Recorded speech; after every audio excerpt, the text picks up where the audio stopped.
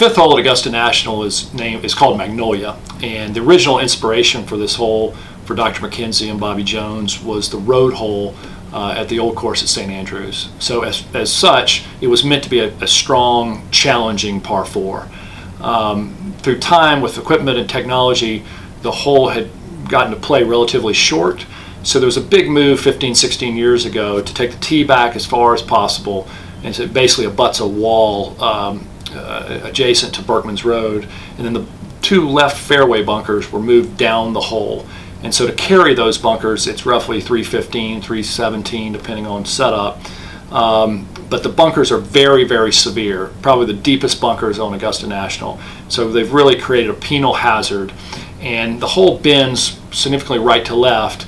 And so with that angle, the bunkers are hard to carry, but it's also very easy for a ball to run through the fairway and end up even outside of the ropes on the right side. So what you'll see is a lot of players will look to hit 3-wood here to take the bunkers out of play. With that, they're left with generally a mid-iron to the green. The hole plays 455 yards.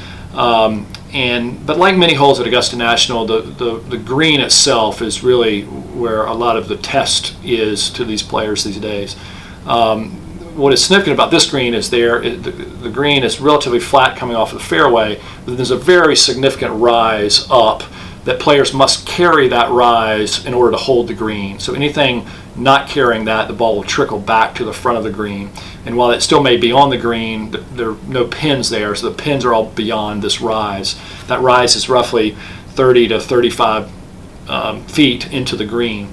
Again, like many holes at Augusta National, there's some pins that are very, very difficult and other pins that are more scoreable. The more scoreable pin is left middle, where the contour can actually feed balls toward the green, toward the hole. But another significant contour sits sort of middle back. There's a bit of a mound that it really helps to make the target of the green be a small area. So players have to carry the initial big rise, but if they go too far and interact with this small mound, the green's actually beyond the mound is going away, and so it's very easy for balls to go over the green. There's a bunker behind the green that will catch lots of balls.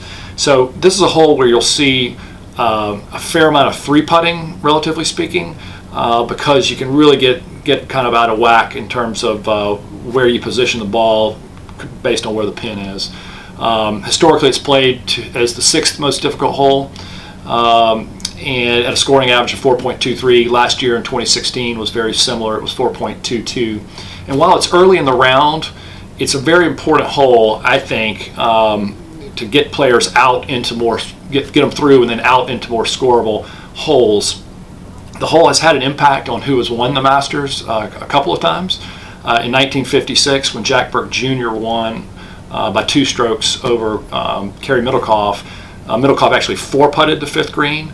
And then in 1960, Dal Fensterwald sort of famously putted out on Magnolia, but then did some practice putting afterwards, and he was ultimately assessed himself a 2-stroke penalty the next day for having done this, and he ultimately lost to Arnold Palmer in 60 by 2 shots. Another little interesting fact that's happened at Magnolia is Jack Nicklaus, believe it or not, eagled this hole twice in one Masters, which was 1995. And so that's pretty interesting, I think. But in any event, it's a very a hole that sometimes the patrons don't get to because it's farther removed from the clubhouse.